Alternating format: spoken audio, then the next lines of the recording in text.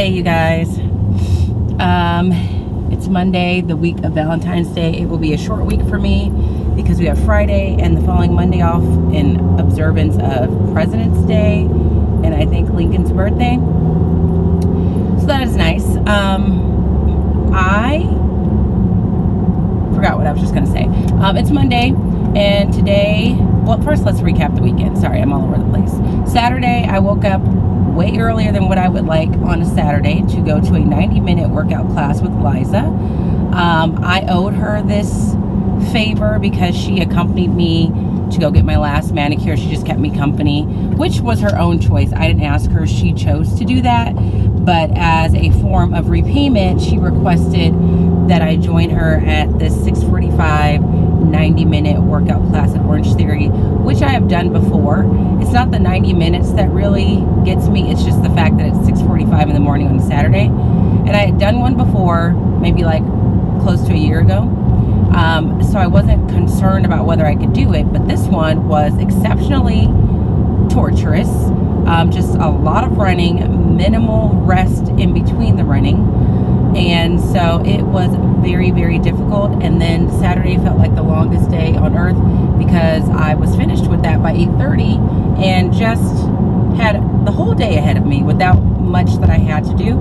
But I will admit it was nice to be able to go pick up groceries, really get a lot of stuff done earlier than what I normally would do, and then be able to take a nap and not really feel any guilt. So I was pretty productive on Saturday. I worked out. I finished editing the vlog that went up yesterday on Sunday. I got my taxes filed and I cooked dinner, and then also found time to just kind of lounge about in between. So that was Saturday. Sunday was a little bit busier than what I normally have on a Sunday. I really try and take it easy on Sundays. So I woke up, went to Orange Theory again, which was a mistake because my body was still sore from the day before. So that was the most difficult 1 hour at Orange Theory I had had in a while. And then I went to an impromptu birthday breakfast for my aunt. My Aunt Cassie turned 75 this past week. So a big portion of my extended family went and had breakfast with her. There was about 25 of us. And then we went to visit her at her place for a bit.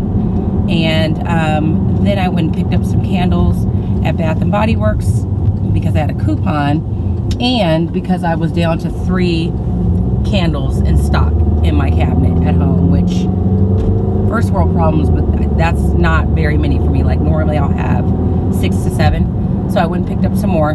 They were on sale, not as cheaply as they can be, but it was $10 off. And excuse me.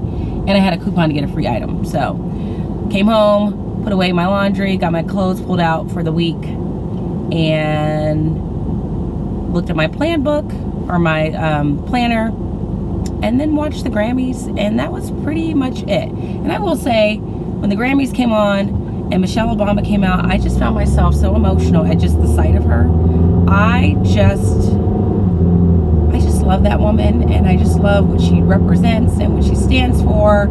And I, along with everybody else in the audience, was just so thrilled to see her face. That I was giving her a round of applause in my living room all by myself, right along with everybody in the audience. So that's what I did yesterday, and here we are today, Monday.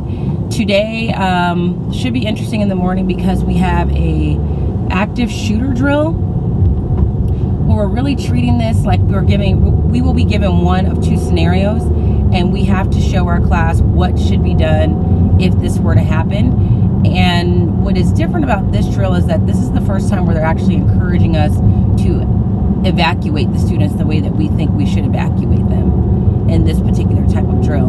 And one question I asked at this pre-meeting was, since the school is brand new, was there any thought into putting bulletproof windows and glass? Because that was one of the scenarios, is that this active shooter is shooting at windows and doors, and our doors have glass on it. And the assistant principal said no, and was basically saying, I would hope we would never get to that place in society. But then I thought, I feel like we kind of already are at that place in society if we are in fact having this kind of drill. That means it's prevalent enough that we now feel like we need to prepare kids for that. And, you know, we know it's happening because we've seen it on the news. So I just thought it was interesting, her perspective, because in my opinion, we're there. Like, we're at that place in society, and it's unfortunate to say, but that's where we're at right now. We're having these drills, and it's so sad that you have to have those conversations with your kids and even bring that to their mind, that this is what I want you to do if there's someone shooting on campus, to be able to prepare them for that without getting them frightened or nervous. So that's what's happening this morning at about 8:30. We're supposed to have one of those drills, and then hopefully I get to introduce the next block of wonders, teach them math, and go from there. So I just arrived at school, so I gotta stop talking, but I will check in with you guys later. I hope you have a great day today. Hello everybody, it is about 4:30 and I am packed up, ready to go home, but I wanted to close out the vlog for the day, just wrap it up, let you know how the day went. As far as the active shooter drill, that went as smooth as one could expect. We had an announcement over the intercom giving us the scenario, and then we evacuated our classes in this pod to where we thought the best and the safest place for them to be would be. And then once we had them there, I know I was speaking to my class about all the different things that they would want to keep in mind, letting them know things like, this is how you lock these doors, these are where the locks are for all the doors. If something were to happen to me, these are the things that you guys would want to make sure you do. We also talked about if we needed to barricade or block the door, what are some things in here that we would do or use. And then we had kids that had questions, so I answered those. So like one kid said, what if somehow a person gets in here? So then I let them know at that point, you really got to just start throwing things, getting anything you can to attack that person, because you're really just kind of in survival mode.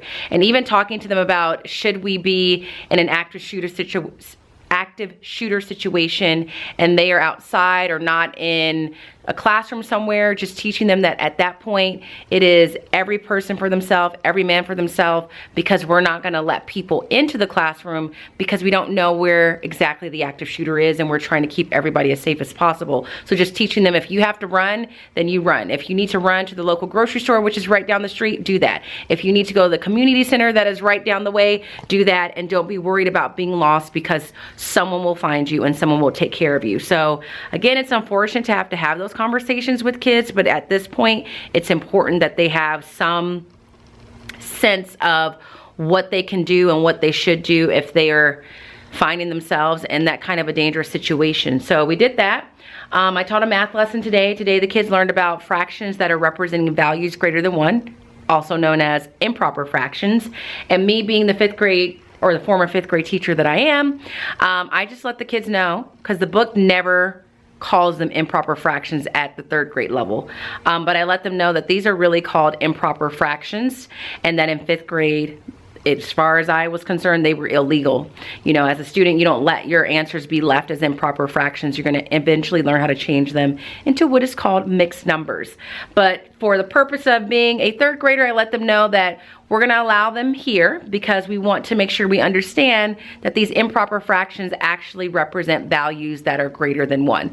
So they seem to grasp that concept, which was comforting. And then the main reason why I wanted to close out the vlog before I left was to show you this book that I read with my class. This one I got from our classroom library, or the librarian actually pulled this one for me, and it is titled, If You Were a Kid During the Civil Rights Movement.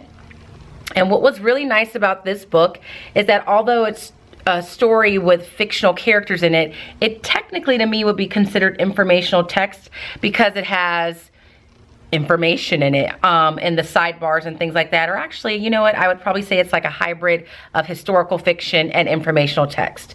So it's a story that's being told through these 2 small kids, but on different pages there are sidebars that give actual information about the civil rights movement. So for example, Here you have a sidebar right there. So what I did is I reviewed those things with my class because my students have a very hard time remembering all the different text features that they may find in informational text and what those text features are used for and what they look like. So we reviewed things like sidebars. We reviewed the fact that there are words in red and what does that mean. So we eventually realized that means these are words that the author thinks the reader may not know the definition to. Then we talked about, well, where would you find the definition for these words? They were able to figure out that that would be the glossary and that the glossary is at the back of the book. So things like that. But the other thing about this book that I wasn't really expecting is that it really opened up the door for some really good conversation, and it actually took me longer to get through that book than I anticipated, but it was okay because we were having some good discussion. It's just, I think the kids are getting to the point where they are now realizing like all the effects that slavery had like down the line. So one of the kids I had asked, like, why does it always seem to be the black people and the white people that are, you know, having a difficult time? And so I tried to explain to him, well, you got to think about what happened in slavery and how black people were brought to this country and kind of how that affected them and the dynamics between black people and white people.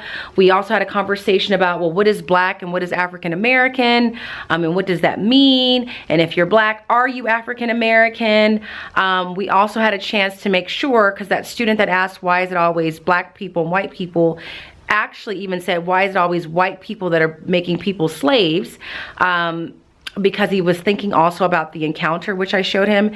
And I said, you know what, it's not really necessarily just white people that are doing this. I said, it just depends on where you're at and what group of people are in a position of power. So there's places all over the world where different groups and cultures and ethnicities are enslaving other people, so that he knew it's not just white people that just happens to be a part of this country's history. And there were other people that were not white that were enslaving people in U.S. history, just nowhere near as prevalent. So we talked about that, and that was interesting. And then I showed them my shirt this morning, asked them if they noticed anything about it. And luckily, a couple of my students realized that they were names of it. At least two of the names on the shirt are names of people, or names of women, I should say, that we've already talked about as a class. So that was good. But I'm getting ready to go. I should have been able to leave like a while ago, but I don't know, I was moving slow. I gotta go home, cook a Blue Apron meal. I'm having some salmon tonight. And then I have kind of like a phone meeting that I need to be ready for at about 6:30. So I wanna go home, cook, get my pajamas on, and be ready for that, and do some grading because report cards are soon to be due. So that was Monday. That is all I have to share today. I will talk to you guys tomorrow. Bye. Hello, you guys. It's 5:45. I meant to vlog in my classroom, went to pick up my camera and realized I left my camera at home. So here I am in my bathroom vlogging. I didn't even really have much to say. I had just gotten back from, when I was gonna vlog, I had just gotten back from a union meeting that I had totally forgotten about. And I think I was just gonna share that I had one of those days in my classroom where it felt nowhere near as productive as I wanted it to be. It took my kids twice as long to just follow simple directions, and that was quite frustrating. And I talked to them about it. So we really only, well, it's not as bad as I'm thinking right now. We got through a math lesson. We took some steps on this art project that we've been working on for Valentine's Day. I'll try and show that to you tomorrow if I can remember. They took their STAR test so I can set their new AR goal for this last part of the school year. And then we had to go to the library because we don't have school on Friday, so that took some time. But I just didn't feel like, it just didn't feel as efficient and as productive today, and that was extremely frustrating. So I didn't really have anything to share that was teaching related because we didn't get through as much as I wanted to. I posted the book that I read today on Instagram. It's called Let the Children March. It's another good book. So that was one of the books that I bought last week when I posted on Instagram that I have this sickness with not being able to prevent myself from buying picture books. This one is really good, and I would read it even if I transferred to middle school. For sure would read it then, because it really does a good job of showing the role that kids played in the civil rights movement. And I just like showing it to kids to show them that even though you're a child, you can involve involve yourself in causes that you believe in and support, and you can actually have an effect on things. And the other thing that's nice about the book is it alludes to the fact that the kids were a big part of the civil rights movement when people were starting to see on the news exactly how they were being treated during these protests and being hosed down and being attacked by dogs. I mean, there comes a point where people see certain things and it is just inexcusable, and it just is shocking, and then changes come. So that was the book that I read today, and that's really it, you guys. I don't really have a lot to share. I'm certainly not going to be rambling on. I thought I was going to start this Black History Month project that I want my kids to work on, and then be able to share what I've like put together. It's nothing fancy. It is nothing super involved. It's just kind of age appropriate and just gives them an opportunity to use some technology. But we didn't even get to that today, because as I said, Miss Robinson was having to repeat herself quite a bit in class today. So it's about 6 o'clock. I am so super sleepy. I could go to bed right now, but I'm not going to allow myself to. I need to eat dinner, which are leftover. It's a leftover salmon dish from Blue Apron, and for some reason, I'm just not in the mood to have that. So I'm not sure if I'm gonna eat it. I might save it for lunch tomorrow, because I don't even have lunches for tomorrow, but that was my Tuesday. Just frustrating. Just one of those days in the classroom. So let's cross our fingers for a more productive day tomorrow, and I will talk to you then.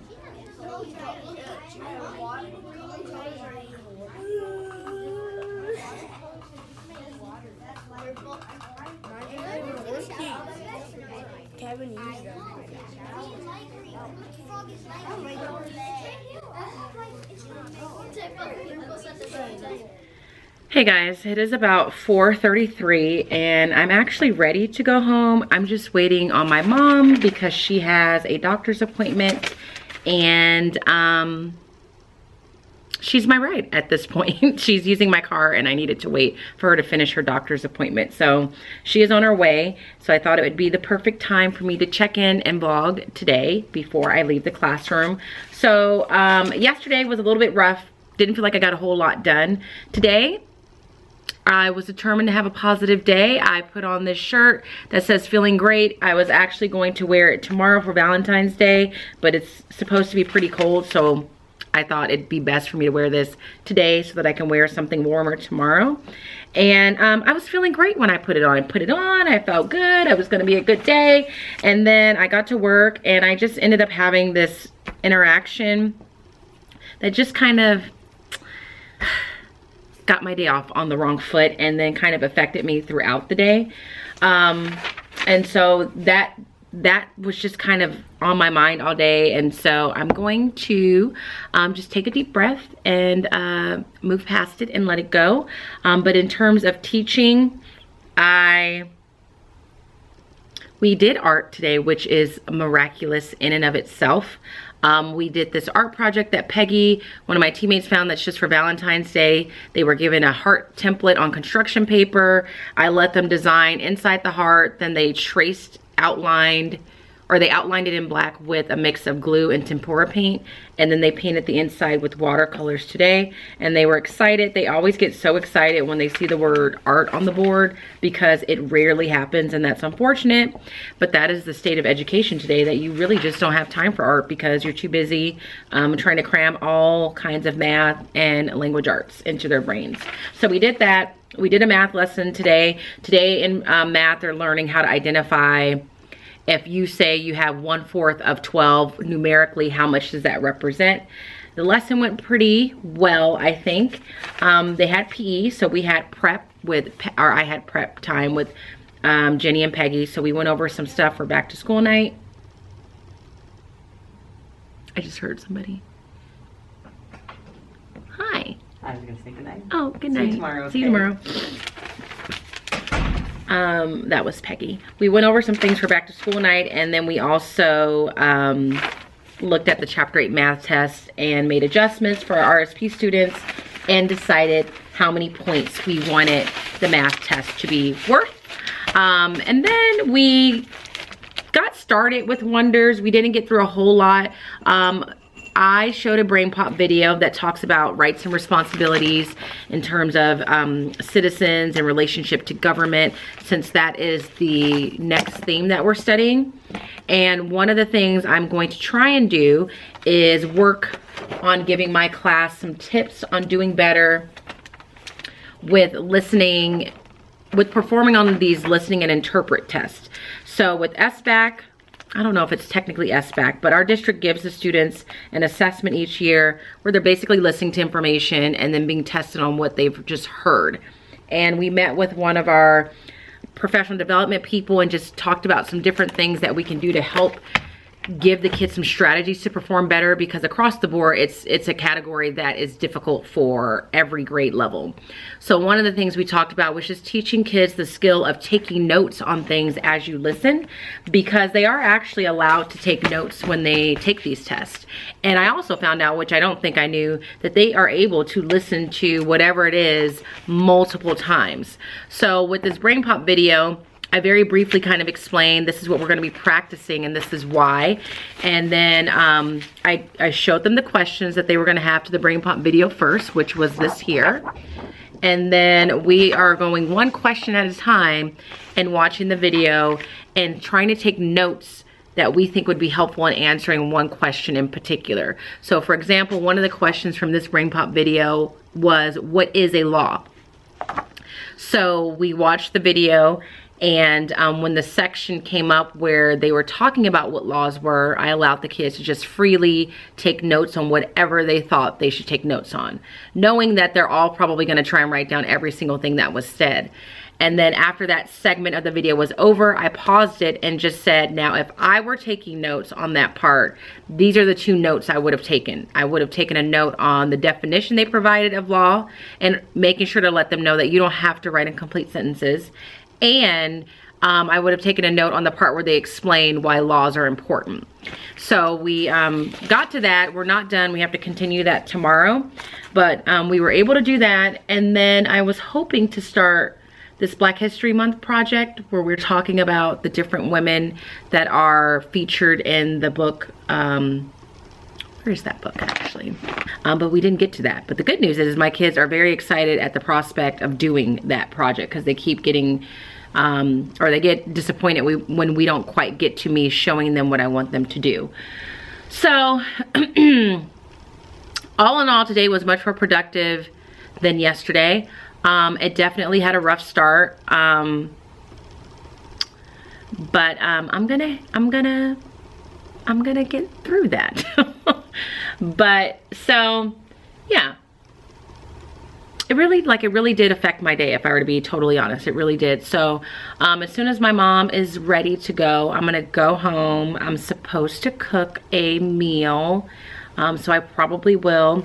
I have this stack of papers here that are already graded. I just need to record it. And when I say graded, meaning these are things that they just get credit for doing, like it's an effort grade. So I need to record that. And then that's it. I will show you how some of these hearts turned out. So this one, let me see. There's one that I took a picture of and put on Instagram, and it's one of my favorites. This little girl likes art and always does well with stuff like this. So she made all these designs in pencil, and then she outlined it with that mix of black tempera paint and glue. And then she painted it with watercolors. So they'll cut them out. These get mounted on black construction paper. This one has an American flag theme. And then this one's just kind of like artistic. And then they'll be hung up. So that's it. That was my Wednesday. Tomorrow is my Friday. We are gonna have a long weekend and I'm so excited about it. So I will talk to you guys probably tomorrow. Oh my goodness, you guys. I am not even gonna lie. Today, I just can't wait until it's over. It is pouring outside. It is freezing, and you know, we just don't handle cold weather that great here in Southern California. The kids are all amped up because it's Valentine's Day. Plus, it's raining, so that's always interesting. And I'm just tired. I'm just really worn down. It's one of those days where I just feel so very tired, like just getting things done is a challenge for me. So I'm at lunch right now. I didn't pack a lunch because I was going to be taking a half day off because I needed to take care of some personal things, but then that got switched around. So I'm not taking a half day, but I don't have a lunch. All I packed really was like some yogurt and an apple. So that's going to be my lunch today, which just means I get to indulge a little bit more for Valentine's Day. So far, we have had our segment of guided reading time, so I'm leveling students just to kind of check to see if they've grown any. For the most part, most of the kids are maybe a level higher based on the ones I've done so far. We corrected last night's math homework, and then we are doing a math activity that I got from Teachers Pay Teachers. I did this last year, and it's great, but it does get them like really kind of excited because it's Valentine's Day and there's pictures. But it's called Robbie the Robot's third grade. Oh no. It's called Robbie the Robot, but it's not called third grade. Basically, there's this robot that is planning a party. Let me see if I could show it to you. So it says, Robbie the Robot loves Valentine's Day. He's planning a big party this year, but he needs your help. And so it's just review. So I told my class they're gonna be doing this math activity, and it's all review of things they've learned so far. So this first problem, he has 798 pieces of candy. He has, in one bowl, sorry, he has another 834 in another bowl, but he needs at least 2,000. So they need to figure out how many more hearts does he need to get to 2,000.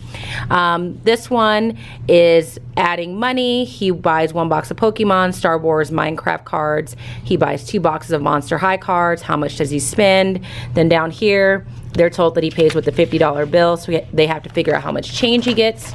This part the kids get really excited about because they're text messages. So there's a bunch of text messages here, and it says Robbie needed to get drinks for the Valentine's Day party, but he wasn't sure what types of drinks his friends liked. He texted a few of them to see what their favorite kind was. So then they read these text messages, they tally up what they say here, they make a bar graph. Now this, just from the glance of everyone's that I've seen, was a big moment where I'm like, oh, we need to think about what bar graphs need to include, what am I gonna be looking for? So we're in the process of grading this together as a class. So what I had my class do is table group swapped paper, so they're grading someone else's, and they're just giving points for correct answers as well as correct work being shown. And then the table group that has the most points wins, and they'll probably get like table points or maybe an extra piece of candy or something like that. And so I think what I'm gonna do is I'm just gonna randomly pull one paper from each table group. So I told them, you really wanna make sure that everyone's getting the work down, because I don't know whose paper I'm gonna use as the judge for your table group. So that's what we were doing just before we went to lunch. When they come back, we're going to finish correcting it. I also read, well, I didn't read. I almost wish I had read it instead, but I can't find the book. I have the book, Somebody Loves You, Mr. Hatch. Here it is. I just dropped a book. This is one of my all-time favorite books to read for Valentine's Day because I just like the message of it. But I checked on Storyline online, and they do have this being read aloud by an actor. The only thing is, I think it was like an older version of what Storyline online did, so this one wasn't as exciting because the animations weren't as great. So I did that, and that's pretty much it. After lunch, we're gonna finish correcting the math. We're going to do a News ELA or Newsella article to kind of talk about author's viewpoint, and then at about 1:30, my parent volunteer is gonna come in, set up some things because they have ice cream sundaes, and the kids are gonna exchange Valentines, and then I'm gonna have them decorate their bags, play a movie at the same time. And when I say that out loud, I'm like, do I have enough time to do all of this? I don't know. So anyway, I'm getting ready to eat my little lunch of yogurt and an apple and take care of some things I need to take care of, and just count down the days to the end of the day, because the other reason why this day is rough is because it's the day before a long 4-day weekend. So we don't have school tomorrow or Monday, and it's just like my brain is already on vacation mode, and I think the kids' brains are already on vacation mode. So that's why the struggle is real right now. So I will talk to you guys later. It is now 4:30. I'm super duper extremely tired. I can't even remember the last time I've been this tired. So I'm so thankful for this 4-day weekend because it could not come at a more better time. The last time I spoke to you, I was at lunch. So we got back from lunch. We finished going over the Robbie the Robot activity. And then I gave them the article on dogs from New Zealand, or Newzella, I think is what it's called. And basically it was an article that was explaining how looking into your dog's eyes is like a form of showing love, or it's a form of them showing love to you. So I thought that was a good article that was Valentine's Day related, but not like overly sappy to the point where the kids get like beside themselves with embarrassment. So I introduced the comprehension skill, which is author's point of view. And so I told them we talked about what author's point of view is, obviously, first, and then I told them we're going to read this article together. We're going to decide what the author's point of view is on dogs. Do they seem to think dogs are a good thing? Do they not have positive opinions about them? So we read it, and then I gave them like a minute or two to discuss with their group what they felt the author's point of view was, period, and that was it. Luckily, every group said the author's viewpoint or opinion is positive, that they think dogs are a good thing. So then I gave them a little bit more time to then go through the text and highlight text evidence that shows what they read that helped them to determine this author's point of view on dogs is positive, and they all did a very good job. I was especially impressed because some kids were even good enough to know it doesn't always have to be text, like words. And so they said, well, just the picture they chose, because the picture, I really wish I had a copy so I could show it to you. Come on, LaTanya. I don't. No, I don't. And honestly, I'm too lazy to get up and look for one. But it is on Newzella, and it was a picture of a dog like licking a little boy's face. And so they were like, well, obviously the picture they chose shows you that they have a positive attitude towards dogs. And we talked about, right, if they didn't have a positive attitude toward dog, they would be showing you a picture of a dog doing something that's negative, like barking or biting. And then another student said the title. I can't remember exactly what the title was, but the title was very positive towards dogs. So we did that. Then my parent volunteers came in, set up the little ice cream sundae situation in the pod, and the kids decorated their bags the product was from Genuine Teaching, and it was a free download. I'll be sure to link it. It was super easy. All you need is a supply of brown paper bags, access to construction paper, and a copy machine, and it's a done deal. So they made those, and then the room mom bought some other bags that they were able to decorate. And so the way I did my Valentine's passing out was I called one table at a time. They first went and got their ice cream sundae, brought that back to their desk, and then they pass out their Valentine's, which made it so that you don't have 26 kids walking around all at once doing that, because that becomes very loud and very chaotic. And this year I made sure to tell parents that I didn't want the kids to address the Valentines to a person in particular. Like I didn't want to say from LaTanya to Jenny, because then LaTanya has to spend all the time in the world looking for where Jenny's bag is, and it's a lot of time. So they just would say who the Valentine was from, and that way they could easily pass it out like, you know, pieces of paper. So they did that, and then I had them watching some, I think it was Olivia the Pig, not Peppa the Pig, just to keep them entertained. But boy, when that bell rang, I was ready. So, but I had duty after school in the rain. So here I am at 4:34 now, tired. I have a bit of a headache, but it's okay because I have a 4-day weekend. It's Valentine's Day, and I don't have a Valentine, so I am my Valentine. So I treat myself to things throughout the day. So for breakfast, I treated myself to Starbucks and a breakfast sandwich from there. For dinner, I will have something nice without worrying about calories. And I usually buy myself a little something. I don't know what that's going to be yet, but I'm sure I'll figure it out. So I'm going to go home, put on some pajamas, turn on the fireplace, and just start my 4-day weekend and just relax. Not doing any schoolwork, not going to do that. I think report cards go home next week, but my grades are pretty set. I just need to like go in and make adjustments if necessary and start thinking about comments, but I'm not doing that today or this weekend for that matter. And that's it. So I'm gonna close the vlog here. It's Thursday, I don't have school Friday, so you won't be seeing me tomorrow, but as always, thank you for watching. Thank you for subscribing. If you're a subscriber, give it a thumbs up if you liked it. And I will catch you guys in the next vlog. Until then, have a happy rest of your day.